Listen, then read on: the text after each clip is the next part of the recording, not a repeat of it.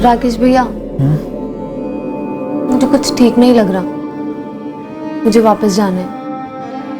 हम कुछ ज्यादा ही दूर आ गए ना। वैसे कौन सी जगह है ये? बनारस है। तुम ठीक कह रही हो, थोड़ा दूर तो आ गए हैं, लेकिन अब इतनी रात में बस वस तो मिलेगा नहीं। तो काम करते हैं, कल सवेरे होते ही लौट जाते हैं। कल सुबह होते ही मैं चेतन को फोन करूंगी। हाँ, समझाऊंगी उसे कि उसे सुधरना होगा, बदलना होगा उसे। भैया, चेतन दिल का बुरा नहीं है, वो बहुत अच्छा है। मैं बहुत प्यार करती हूँ उसे। हाँ हाँ, अब ये सब जो कर रहे हैं उसको सुधारने के लिए तो कर रहे हैं, और क्या। बलराम बिश्ती की बातों से यह स्पष्ट था कि वो हमसे कुछ छुपा रहा था, पर वो क्या छुपा रहा था ये जानने का हमारे पास कोई जरिया नहीं था। पर जो पिछले 11 महीनों में नहीं हुआ, वो अगले 7 दिनों में होने जा रहा था। इस केस की पहली ठोस कड़ी थी वो कॉल जो बलराम को आया था, और बलराम के अनुसार वो कॉल पीड़ित नीलम का था। नीलम बेटा, कहाँ है तू? सर, रोहतक का नंबर है, किसी भूषण शर्मा के नंबर स्टार्ट है।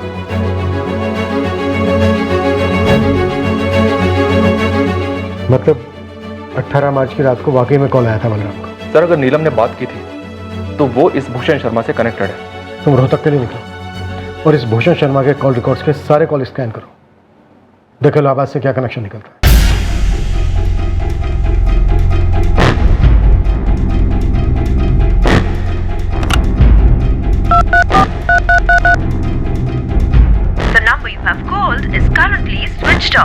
सर, 23 मार्च को बलराम को जिस अननोन नंबर से कॉल आया था, ये वाला, फिलहाल ये नंबर स्विच ऑफ आ रहा है। मैंने अर्जेंट बेसिस पे इस नंबर की सारी डिटेल मंगवाई है। फिलहाल फोन कंपनी से इतना पता चल पाया है कि ये नंबर इलाहाबाद का है। बाकी की डिटेल्स भी जल्दी आ जाएंगी। और 24 मार्च को बलराम राजेंद्र को लेकर इलाहाबाद के लिए निकलता है इसी कॉल की वजह से।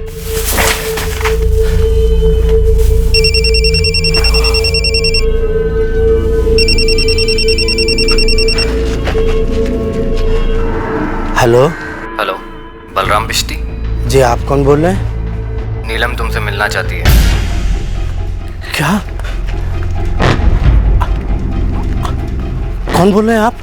तुम्हें इलाहाबाद आना होगा तुरंत। और 18 मार्च को इस रोहतक वाले भूषण शर्मा के नंबर से नीलम का कॉल आता है, और वो शेरगंज के ही राकेश झा का नाम है। और सर, 19 से 20 मार्च तक हमने इस राकेश की काफी तुड़ाई भी की थी, और वो अड़ा रहा कि उसे फंसाया जा रहा है। शायद बलराम झूठ बोल रहे हैं। और बलराम झूठ क्यों बोलेगा?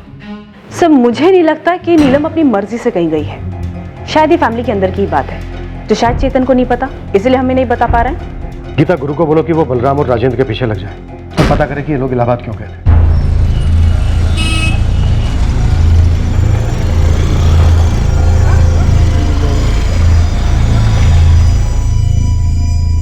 मैं इस भूषण शर्मा को नहीं जानता। मेरे पहले कभी किराए पे रहा होगा। ओम प्रकाश जी से पूछिए। मकान मालिक जी, वो सामने वाले घर में ही रहते हैं। ये तो भूषण शर्मा है, मेरा यहाँ 2 साल पहले किराएदार था। अभी कहाँ है? पता नहीं सर, बता के नहीं गया। मगर मेरे एड्रेस पे लिया हुआ सिम कार्ड वो आज भी यूज कर रहा है। गलत है ना सर? भूषण के साथ हुए एग्रीमेंट की कॉपी है आपके पास? उसमें भूषण ने अपना कोई परमानेंट एड्रेस तो लिखा ही होगा। सर, एक कच्चा एग्रीमेंट था, उसमें उसका परमानेंट एड्रेस भी था, मगर अब वो मेरे पास नहीं है। मगर मुझे बराबर याद है कि वो भिवानी का रहने वाला था, और आपके पास जो मोबाइल नंबर है वही मेरे पास है। क्या मैं पूछ सकता हूँ कि आप उसे क्यों ढूंढ रहे हैं? हमारे इलाके से एक लड़की गायब हुई है और उसमें भूषण का नाम आया है। ओह, ये भूषण जब यहाँ रहता था तो काम क्या करता था? सर, यही पास में एक सचदेवा शुगर मिल है, वहीं पे काम करता था। चंदर, ये कब की बात है? तारीख तो ठीक से याद नहीं है गुरु। हाँ, लेकिन जब मैं लोडिंग कर रहा था तब अचानक बलराम जी का फोन बजा।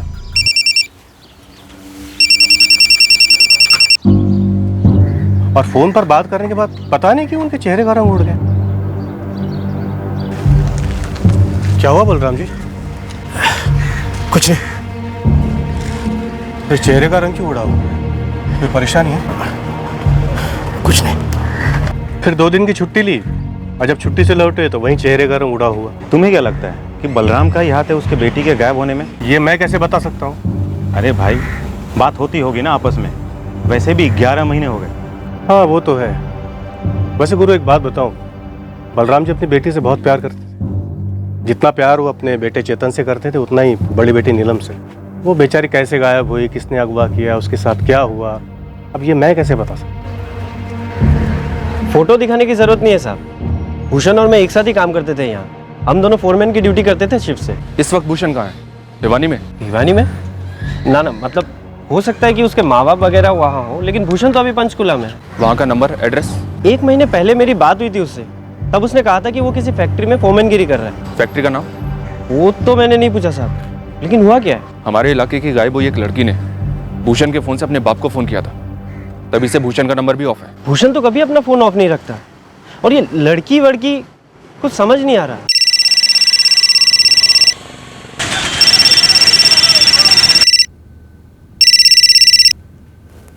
हेलो जी, कौन बोल रहे हैं? जी, आपने फ़ोन किया है, आप बताइए कौन बोल रहा है? Bihar police assistant sub inspector Geeta Jaiswal. जी बोलिए। आपके नंबर पर किसी भूषण शर्मा नाम के आदमी का कॉल आया था 19 मार्च को। हो सकता है किया हो, लेकिन बात क्या है? आप क्या करते हैं और ये भूषण शर्मा कौन है? जी देखिए, मेरा नाम प्रवीण त्रिपाठी है, मैं यहाँ इलाहाबाद डिस्ट्रिक्ट कोर्ट में क्लर्क हूँ। दिन भर में मुझे कई लोग फ़ोन करते हैं, लेकिन मैं सभी को नहीं पहचानता हूँ। हो सकता है इस भूषण शर्मा ने भी किया हो फ़ोन, लेकिन मुझे ऐसा कुछ याद नहीं आ रहा है। नीलम बलराम बिस्ती, ये नाम सुना है? नीलम बलराम बिश्ती? 21 साल की लड़की है, यहीं शेरगंज की है, 11 महीने से गायब है। नहीं, मैंने ऐसा कोई नाम नहीं सुना, याद तो नहीं आ रहा है मुझे।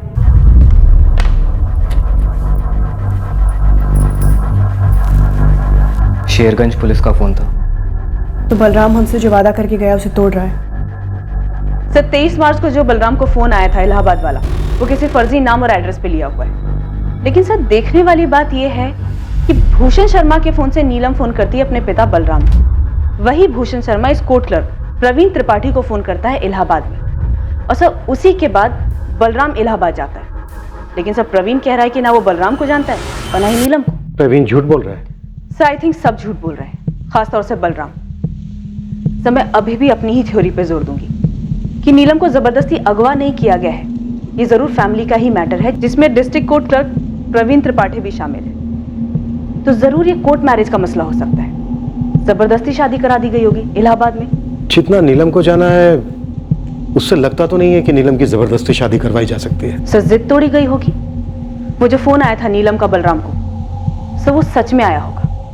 नीलम मदद मांग रही होगी कि उसके बाबा आकर उसे छुड़ाएं इस जबरदस्ती की गई शादी से, और बलराम वो हमें यहाँ गोल गोल घुमा रहे हैं। इस बलराम से दोबारा बात करनी होगी, और इस बार हमारी अपनी भाषा में।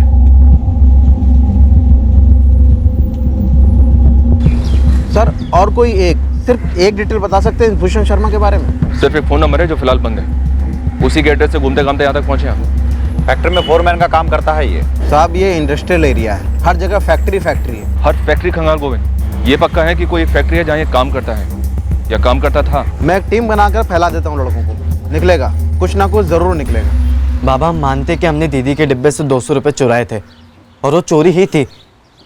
हम ये भी मानते कि हमने उससे बड़ी गलती दीदी पर हाथ उठा के की, लेकिन बाबा हम ये नहीं मानते कि इस वजह से दीदी घर छोड़कर गई है। दीदी कहाँ पे? आपने दीदी को कहाँ पर छुपा के रखा है?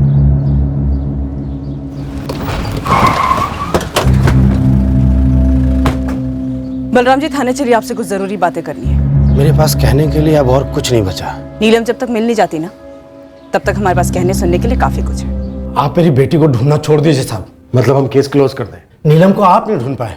मतलब हम आपको लिखित में दें कि नीलम के फादर ने उसे ढूंढ लिया है और हम केस क्लोज कर रहे हैं।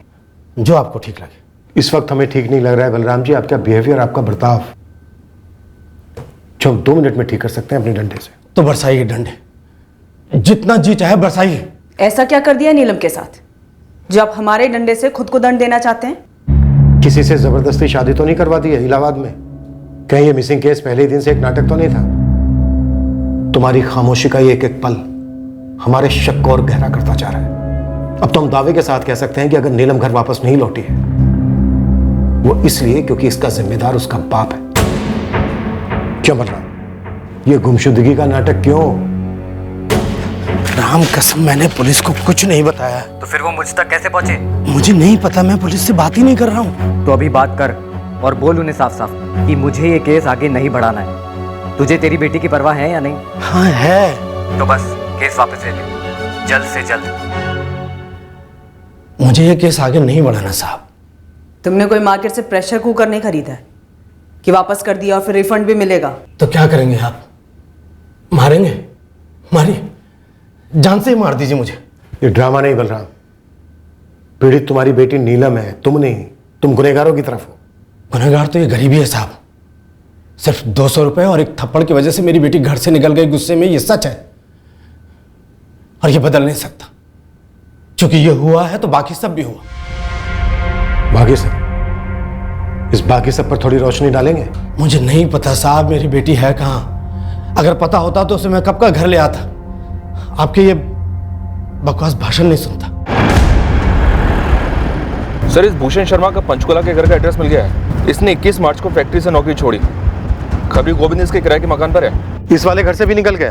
गोविंद कहते तो यही रहा है सर। इस भूषण शर्मा को ट्रेस करना बहुत जरूरी है मनोज। ये केस कुछ अजीब है। बलराम काफी कुछ जानता है और काफी कुछ छुपा भी रहा है।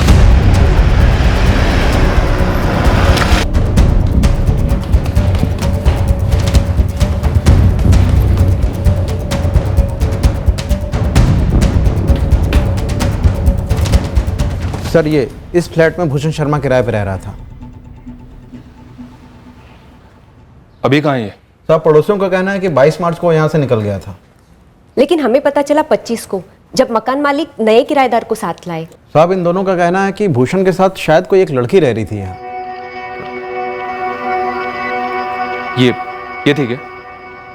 मैंने कभी शक्ल नहीं देखी सर, लेकिन घर के अंदर से बर्तन की, कपड़े धोने की आवाजें सुनाई देती और अक्सर बाहर ताला लगा होता। जी सर, ये सच है। आवाजें मैंने भी सुनी।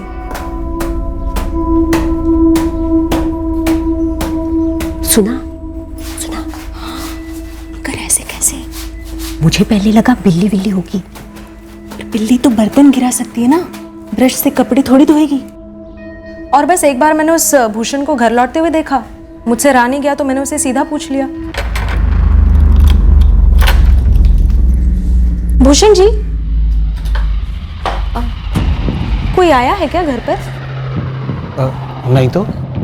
दोपहर को कुछ आवाजें आ रही थी अंदर से। मैंने और कोमल दोनों ने सुनी। अच्छा, बड़ी अजीब बात है। चोर तो हो नहीं सकता क्योंकि चुराने के लिए कुछ है नहीं। भूत हो सकता है। हाँ, घर काम की आवाजें आ रही थी तो भूतनी होगी।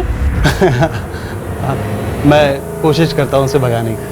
और उस दिन के बाद आवाजें आनी बंद हो गई। ये भूषण शर्मा इस वक्त कहाँ मिलेगा? मकान मालिक को भी नहीं पता और जहाँ फैक्ट्री में काम करता था उन्हें भी नहीं पता। 22 मार्च को भूषण शर्मा ने पंचकुला का किराए का मकान छोड़ा और 19 मार्च को इलाहाबाद के प्रवीण त्रिपाठी को कॉल किया और फिर 18 मार्च को इस भूषण शर्मा के नंबर से बलराम को कॉल आता है और बलराम कहता है कि ये कॉल नीलम ने किया था। नीलम? और फिर 24 और 25 तारीख को बलराम और राजेंद्र इलाहाबाद के लिए निकलते हैं। मतलब पक्का ये सब आपस में मिले हुए। भूषण, प्रवीण, बलराम और राजेंद्र, ये चारों कनेक्टेड लगते हैं। लेकिन सर, सवाल है कि इस वक्त नीलम का है, वो सही सलामत है भी या नहीं। 11 महीने कोई पहल नहीं और अब अचानक से तूफान सा आया है लीड्स का और खबरों का। साहब, मैंने बलराम और राजेंद्र दोनों पर फील्डिंग लगा रखी है, लेकिन दोनों हद से ज्यादा चुप हैं। सर, ये प्रवीण त्रिपाठी इलाहाबाद वाला, उठाते हैं इसे सर। वो तो कर लेंगे, लेकिन इस प्रवीण को तोड़ेंगे किस बात पर? हमारे पास कोई सबूत नहीं है कि बलराम और प्रवीण के बीच कोई कनेक्शन है। सिर्फ इतना कि प्रवीण इलाहाबाद में रहता है और ये लोग शायद उससे मिलने गए होंगे। साहब, ये बलराम का लड़का चेतन और राजेंद्र की लड़की अर्चना क्या वाकई में कुछ नहीं जानते हैं या फिर टॉप लेवल की एक्टिंग कर रहे हैं? सर, मैं पहले दिन से कहती आई हूँ, ये घरेलू मामला ही है। घरेलू मामला है तो फिर हमारे पास शिकायत दर्ज क्यों करवाई? किसे गुमराह करने के लिए? प्रवीण मेरे लेने के देने पड़ रहे हैं। पुलिस रोहतक से पंचकुला पहुंची और उन्हें भिवानी पहुंचने में देर नहीं लगेगी। भूषण, शांति रखो। हमें जो करना है हम कर रहे हैं। तुझे जो करना है कर, लेकिन मुझे इस झमेले में नहीं पड़ना है। अब हमारे पास सब कुछ लिखित में है। हमारी तरफ से हम सब सेफ हैं। मुझे पूरा भरोसा है बलराम अपना मुंह नहीं खोलेगा। मैं तो कहती हूँ रात गई बात गई, भूल जाओ सब कुछ।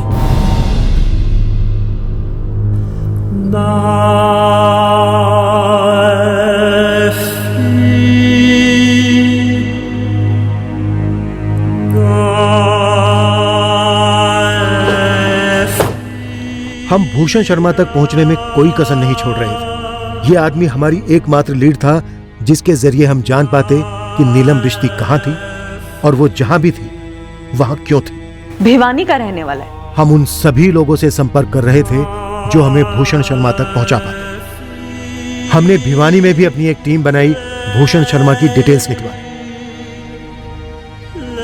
नीलम रिश्ते के ठिकाने का एक कनेक्शन हमें आगरा से भी मिला, पर यह कनेक्शन क्या था ये केस क्लोज होने तक हमें कभी पता नहीं चल पाया। पर इस जुर्म की जड़ हमारे शेरगंज में ही थी, हमारी नाक के नीचे। और नीलम बिश्ती फिलहाल कहां थी वो भी किसी को पता था, पर वो हमें नहीं बताया जाने वाला था। रश्मि, चेतन, राधेपुर जाना है अभी के अभी। क्यों? वहां क्या हो रहा है? रास्ते में सब बताता हूँ, बस चलो अभी। पापा, पापा अब तो बताओ हुआ क्या है और हम जा कहाँ रहे? अभी के लिए ये बात कम से कम हम तीनों के बीच रहनी चाहिए। पहले बताएं कि बात क्या है। नीलम लौट आई है।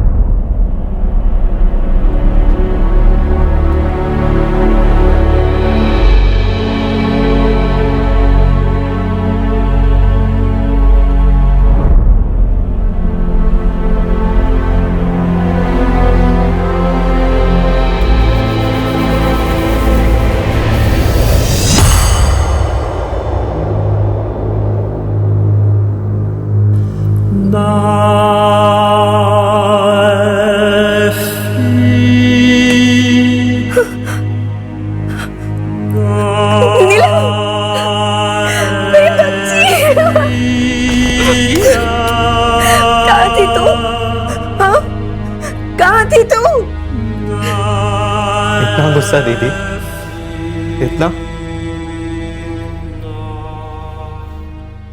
कल रात लौटे हैं, पानी पीकर सो गई, अब जाके कुछ खाइए। उसे कुछ दिन यहीं रखो राजेंद्र, उसे ठीक होने में समय लगेगा। बाबा, मौसा जी, नीलम दीदी पूरी तरह से बदल गई है, कुछ बोल भी नहीं रही है और इतनी कमजोर क्यों हो गई है दीदी? हमें भी उसने कुछ नहीं बताया। दीदी थी कहाँ पे? पूरे 11 महीने बाद लौटी है, कैसे बाबा?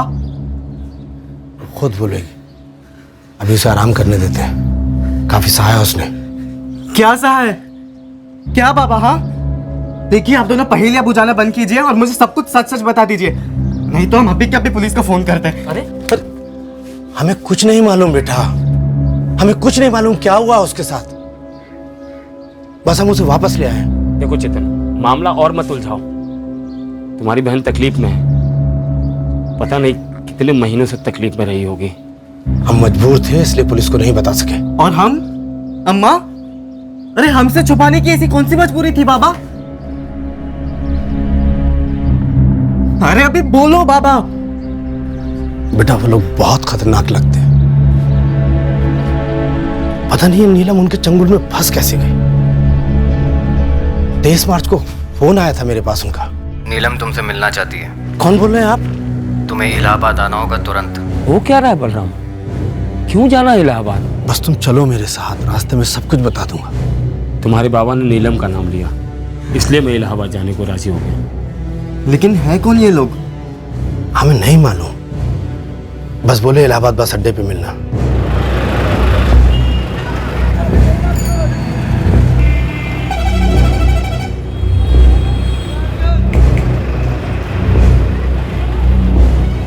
पता नहीं उस आदमी ने हमें कैसे पहचान लिया, उसे हमारे नाम मालूम थे, वो हमें साथ ले गया।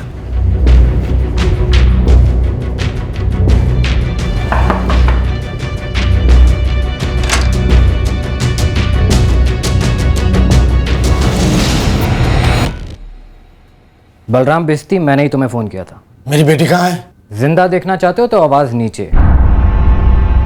हम लोगों से क्या दुश्मनी है आपकी, हम लोग तो गरीब लोग हैं। नीलम को देखना है या नहीं? हाँ देखना है। तो कंप्लेन वापस लेनी होगी। समझो वापस ले ली। मुकर गए तो? अगर हमारी लड़की मिल जाए तो हम क्यों मुकरेंगे जी? कुछ शर्तें हैं हमारी। कैसी शर्तें? हमारी गलती क्या है? मेरी लड़की की गलती क्या है? फिर शुरू हो गया रोना धोना? नहीं नहीं, आप अपनी शर्त बताइए।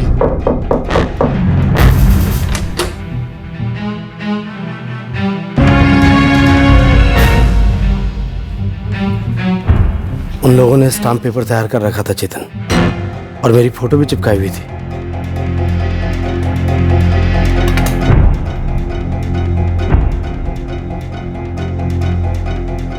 ये क्या है? ये दस्तावेज है कि तुमने अपनी मर्जी अपनी खुशी से नीलम की शादी कराई। क्या?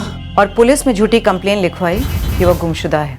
और एक बात कान खोलकर सुन लो, अगर तुम इस दस्तावेज पर दस्तखत नहीं करते हो, अंगूठा नहीं लगाते हो, तो नीलम को जिंदा नहीं देख पाओगे। मार डालेंगे तुम्हारी बेटी को। सोचने का वक्त तो मांगना भी मत। अभी ये ऑफर दे रहा हूँ, कबूल कर लो, वरना कहानी खत्म।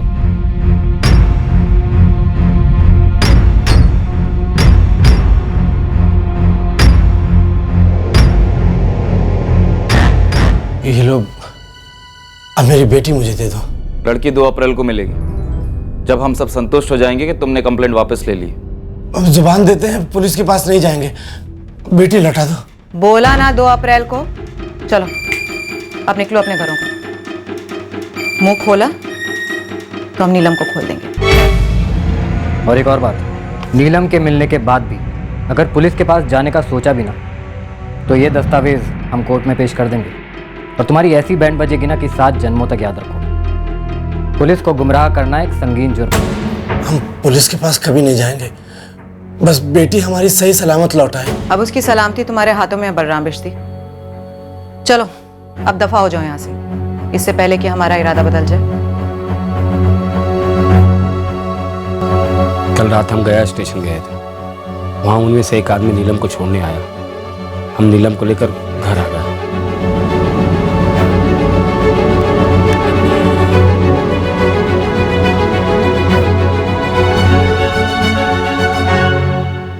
बस इसी कारण से हमने पुलिस को कुछ नहीं बताया, और तुम लोग को भी।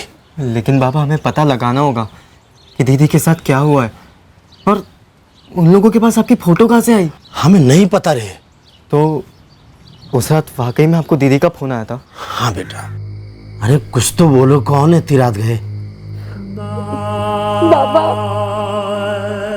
बाबा। नीलम, नीलम, नीलम बेटा, कहाँ है तू?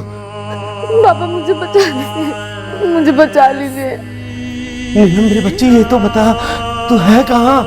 बाबा मुझे नहीं पता मैं कहाँ हूँ, ये सब राकेश भैया ने किया है। बाबा मुझे बचा। बस अब तेरी बहन ही बता सकती है 11 महीने कहाँ थी, क्या हुआ क्या नहीं। देखो बेटा, वो गहरे सदमे में है, एक बार ठीक हो जाए जरूर बताएगी हम सबको। नहीं बाबा, हमें अभी के अभी पुलिस के पास चलना चाहिए। मौसा जी, इन लोगों को सजा होनी चाहिए। तुम मूर्खों वाली बात मत करो चेतन, सजा तुम्हारे बाबा को भी होगी। अंगूठा लगाया कोर्ट के कागज पर। देखो बेटा, पुलिस अगर उन्हें पकड़ भी लेना तो मरेंगे हम। ठंडे दिमाग से काम लो चेतन, तुम्हारी बहन लौट आई है पूरे 11 महीने बाद। हम तो मान ही बैठे थे कि दोबारा कभी चेहरा ही नहीं देख पाएंगे। देखो बेटा, बस उसकी देखभाल करनी है, ठीक करना है उसे।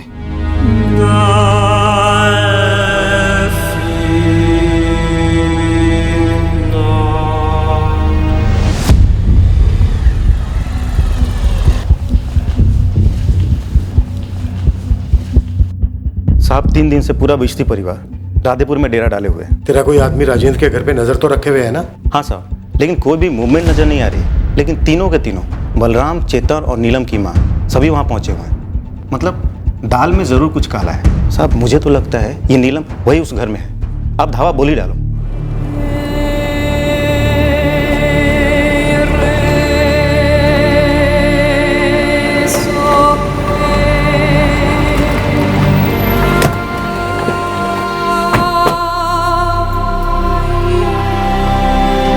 राजेंद्र जी, बलराम जी हैं घर पर?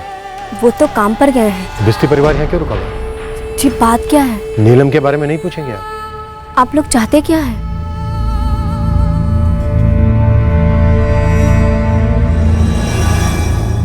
क्यों चेतन, तुम सब लोगों ने शेरगंज क्यों छोड़ा? बस ऐसे ही सर, वो कुछ दिन के लिए आए हम यहाँ पर। सच बोलो। क्योंकि नीलम दीदी वापस लौट आई है सब।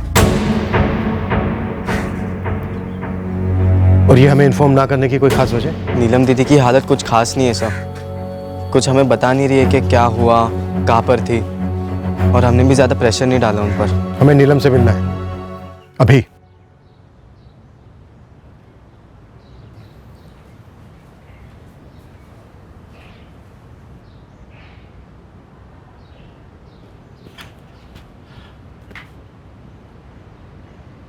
हमारी बच्ची वापस आ गई है, देख सकते हैं आप लोग। अब हम अपनी शिकायत वापस ले रहे हैं, कृपया करके आप लोग जाइए। कंप्लेन खारिज करने के लिए ये तो लिखना पड़ेगा ना कि 11 महीने नीलम कहाँ थी। नीलम, क्या तुम्हारे परिवार ने तुम्हें कहीं भेजा था? 11 महीने कहाँ थी तुम? ऐसा कुछ भी नहीं है। बाबा थोड़े डरे हुए थे, इसलिए बाबा ने कुछ बताया नहीं, और अभी भी डरे हुए। क्या बोल रहा है आपका बेटा? चेतन, तुम अब कुछ नहीं बोलोगे? साहब, हमें भी अब कुछ नहीं बोलना। देखिए, आप डरिए मत, हम आपकी मदद के लिए हैं। नहीं चाहिए हमें आपकी मदद। सर, हम बताते। चेतन, सर, उन्होंने बाबा से स्टैम्प पेपर पर अंगूठा लगवाया और बाबा को ये बोलकर डरा दिया है कि अगर कुछ भी होगा आगे जाके तो उसके लिए बाबा फंसेंगे, और वो लोग नहीं, मेरी बहन। इसके साथ तो बहुत कुछ गलत हुआ है सर, कुछ बोल भी नहीं पा रही है वो। बाबा और मौसा जी जाकर दीदी को इलाहाबाद से छुड़ा लाए थे, इस शर्त पर कि वो अपना कंप्लेंट वापस ले लेंगे। नीलम, देखो बेटा, आपको डरने की बिल्कुल जरूरत नहीं, और न ही आपके बाबा को डरने की जरूरत है। पर बेटा, बताना जरूरी है कि हुआ क्या था। साहब, मैं आपके हाथ जोड़ता हूँ, पैर पड़ता हूँ, कृपया करके आप लोग। बलराम जी, आप हम पर थोड़ी कृपा कीजिए और थोड़ा भरोसा कीजिए। क्या हुआ था? कौन लोग थे?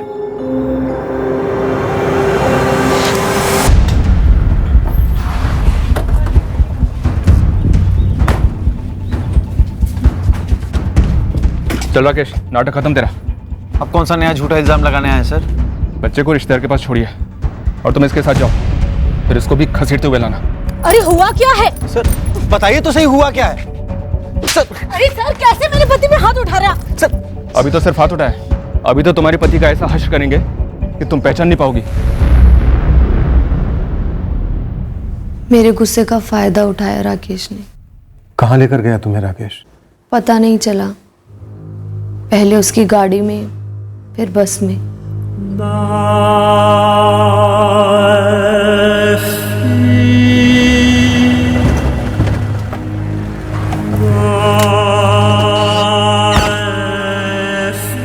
अरे नीलम, यहाँ क्या कर रही हो?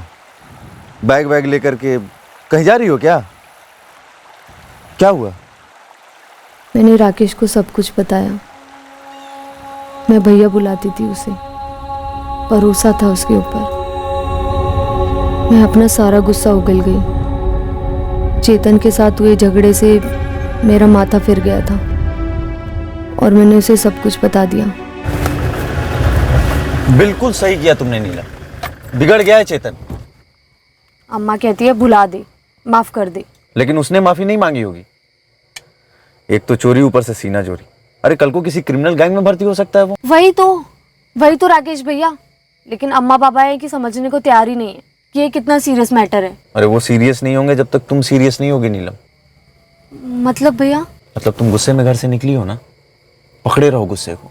एक दिन घर ही मत जाओ, तुरंत फोन ऑफ कर दो, सिम भी निकाल दो इसका। अरे करो, सोचो मत, सबके होश ठिकाने आ जाएंगे। और मौसी के घर भी मत जाना। तो फिर? तुम मेरे साथ चलो। अरे जरा तिल मिलाने दो इनको, सबक सीखेगा चेतन। एक तो घर में कभी चोरी नहीं करेगा और बहन पे हाथ उठाने जैसी जलील हरकत तो करेगा ही नहीं। और तुम्हारे माँ बाप भी समझेंगे कि ये कोई अहम ही बात नहीं है। अरे सब समझ जाएंगे, सुधर जाएंगे। लेकिन अगर तुम चुपचाप घर वापस चली गई तो सब समझेंगे तुम नौटंकी कर रही हो।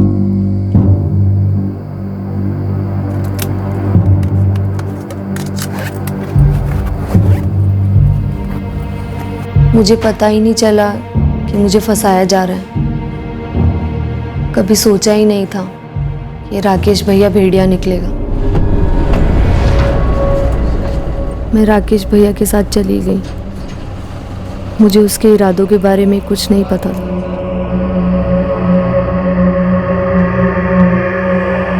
अरे इधर आ। नीलम, ये हमारा दोस्त है प्रवीण। आज रात हम यहीं रुकेंगे, कल सुबह होते निकल जाएंगे। जी नमस्ते। नमस्ते भैया। राकेश भैया, मुझे लगता है कि मुझे अम्मा पापा को फ़ोन कर देना चाहिए। वो परेशान हो रहे होंगे कि मैं मौसी के घर भी नहीं पहुंची। अरे यही तो हमारा प्लान था ना नीलम। तुमने अगर फ़ोन कर दिया तो सारे प्लान पे पानी फिर जाएगा। चेतन हंस देगा तुम पे और फिर से हाथ उठाएगा। इस बार 200 की जगह 2000 चुराएगा, समझ लो। जी आज रात यहीं काट लीजिए, कल सुबह चाय नाश्ता करके लौट जाइएगा। हाँ कल सुबह लौट जाएंगे। चलो चलो दरवाज़ा खोलो। आ जाओ तो आओ।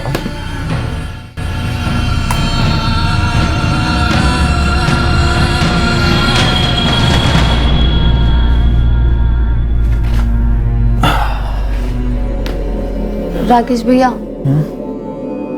मुझे कुछ ठीक नहीं लग रहा। मुझे वापस जाना है। हम कुछ ज़्यादा ही दूर आ गए ना। वैसे कौन सी जगह है ये? बनारस है। तुम ठीक कह रही हो, थोड़ा दूर तो आ गए हैं, लेकिन अब इतनी रात में बस वस तो मिलेगा नहीं। तो काम करते हैं, कल सवेरे होते ही लौट जाते हैं। कल सुबह होते ही मैं चेतन को फ़ोन करूँगी। हाँ समझाऊंगी उसे कि उसे सुधरना होगा, बदलना होगा उसे।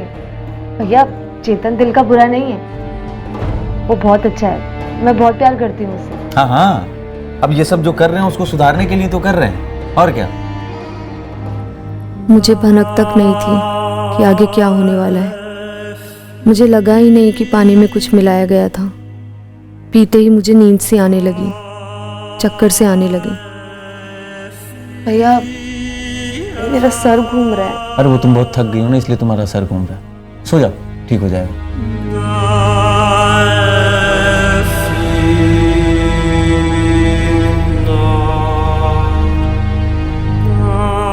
वो मेरे पास लेट गया। मैं आधी बेहोशी में भी सोच रही थी कि ये ऐसा क्यों कर रहा है, लेकिन मैं कुछ बोल नहीं पा रही थी। कमजोरी सी थी, सब धुंधला सा था। और फिर अचानक से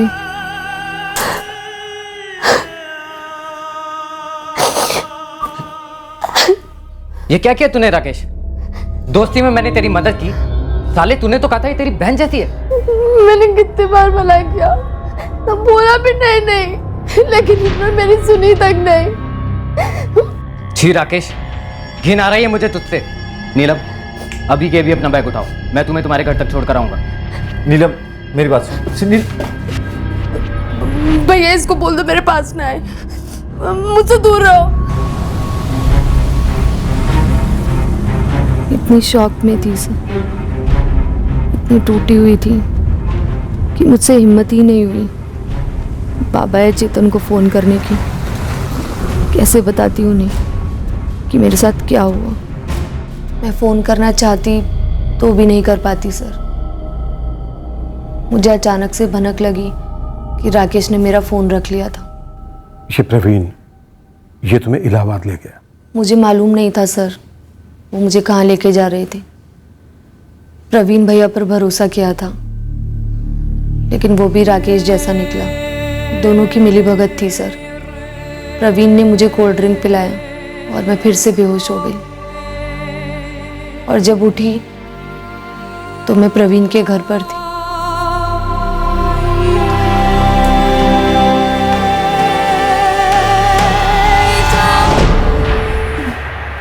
मैं कहाँ हूँ? इलाहाबाद। प्रवीण भैया मुझे घर जाना है। तेरा अपना नया घर होगा नीलम, तेरी शादी होने वाली है। शादी नहीं, मुझे शेरगंज जाना है, अम्मा पापा के पास, अपने भाई के पास। भूल जाओ उन्हें, तेरी शादी तय हो गई है। नहीं मुझे चू तक की तो चीर के रख दूंगी तुझे नीलम। दवा खिला दो साली को, दिमाग ठिकाने पर रहेगा। नहीं मुझे घर जाना। अरे बैठ यहाँ पे।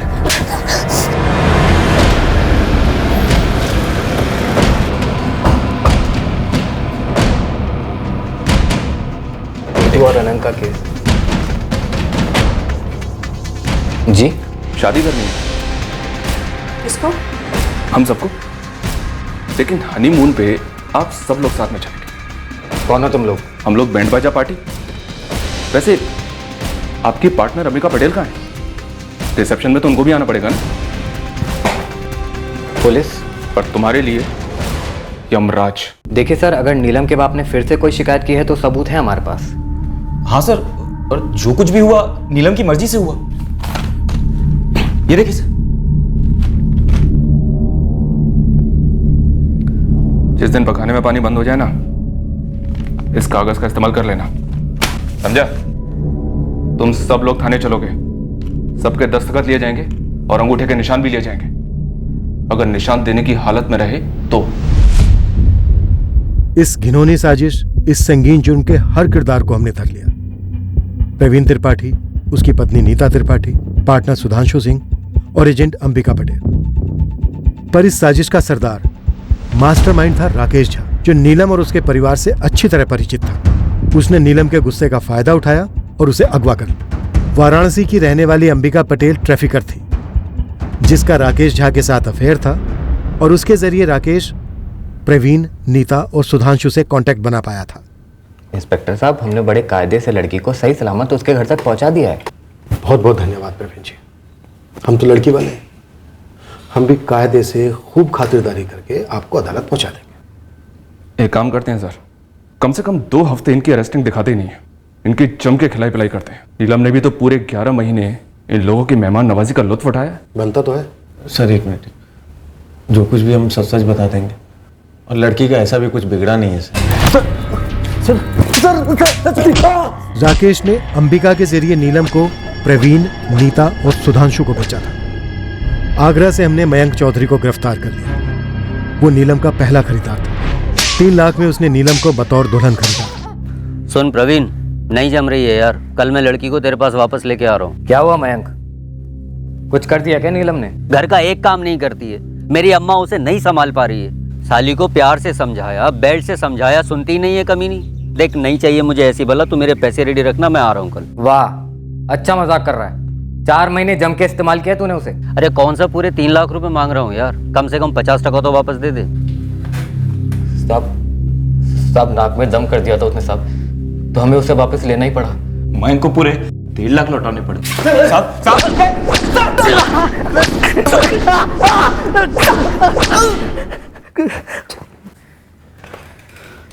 फिर किसे बेचा नीलम को? इस भूषण शर्मा को? भूषण के साथ सिर्फ 2.5 लाख की डील की। बेचा 2.5 लाख में बेचा, समझा?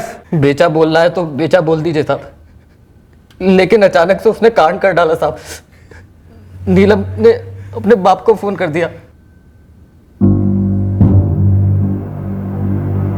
कह रही मेरे फोन से अपने बाप को फोन कर दिया। क्या? मैंने बोला था तुझे दवाई टाइम टू टाइम दे, थप्पड़ टाइम टू टाइम लगा, और फोन दूर रख उससे हर टाइम। अरे यार, सब कुछ वैसे हो रहा है, बस कल रात में अपना फोन लॉक करना भूल गया। सुन भाई, इसे वापस ले जा, मुझे इस मुसीबत में नहीं फंसना है। इंसान है, कोई चीज नहीं है कि दुकान पे जाके वापस लौटा दूं इसे। देख प्रवीण, मैं ये घर और ये नौकरी सब कुछ बदल रहा हूँ, नए सिरे से शुरुआत कर रहा हूँ। अगर तू इसे वापस नहीं लेगा ना, तो मैं कहीं भी जाकर छोड़ दूंगा। अरे मत, तो एक काम कर, तू मेरे पास ले आ, मेरे पास ले आ। फिर से? तो लेने के देने पड़ गए। बस अब इस बार इसको रीसेल में नहीं डालते प्रवीण। तो फिर क्या करना है? सुधांशु सही कह रहा है प्रवीण, उसको रीसेल में मत डाल, वापस कर देते हैं उसे। क्यों, कुछ ज्यादा गड़बड़ हो गई क्या? अरे उसने फोन करके अपने बाप को मेरा नाम दे दिया है। भाई यार, अब क्या करें? अब क्या, शामत की तैयारी करूं।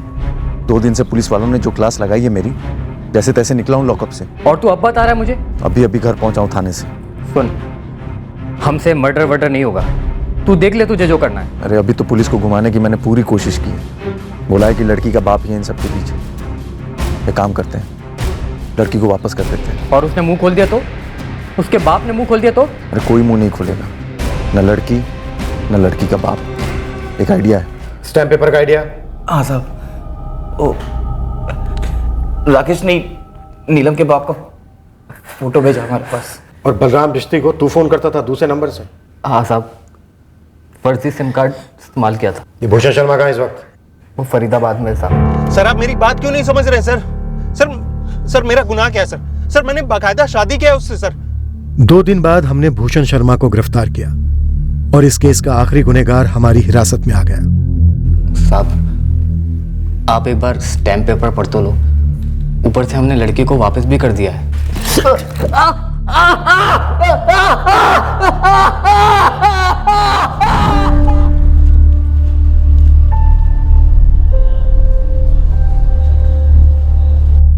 साहब मैं पटना में जॉब करता हूँ। वो सब तो ठीक है, और अब क्यों आया? लक्ष्मण केवट का फोन आया था, जिसने कॉलेज में मेरी जगह ले ली है। बोला कि आप लोग ढूंढ रहे हैं। हाँ ढूंढ रहे थे, पर अब नहीं। तू जा सकता है। ए सुन, इधर आ। ये तो लड़कियों को अब भी घूरता है या कुछ सीख गया है? साहब मैं गलत इरादे से कभी किसी लड़की को नहीं देखता। ये आंखों की कमजोरी कह लीजिए या दिमाग की कमजोरी, और मैं कसम खा के कहता हूँ कि मैंने नीलम मैडम को गलत नजर से नहीं देखा। बेकार में नौकरी गई, बदनामी हुई वो अलग से। आगे से ध्यान रखना। अभी जा। राकेश झा की इस हरकत से बिश्ती परिवार को बुरी तरह झटका लगा। राकेश पर उन सबका पूरा भरोसा था। नीलम का परिवार पूरी तरह उसके साथ है और उसे हर किस्म का सहारा दे रहा है ताकि वो इस हादसे को भुलाकर फिर से सामान्य जिंदगी बसर कर सके। नीलम ने फिर से अपनी नौकरी ज्वाइन कर ली है, इस दृढ़ इरादे से कि वह पीछे मुड़कर नहीं, सिर्फ आगे देखेगी।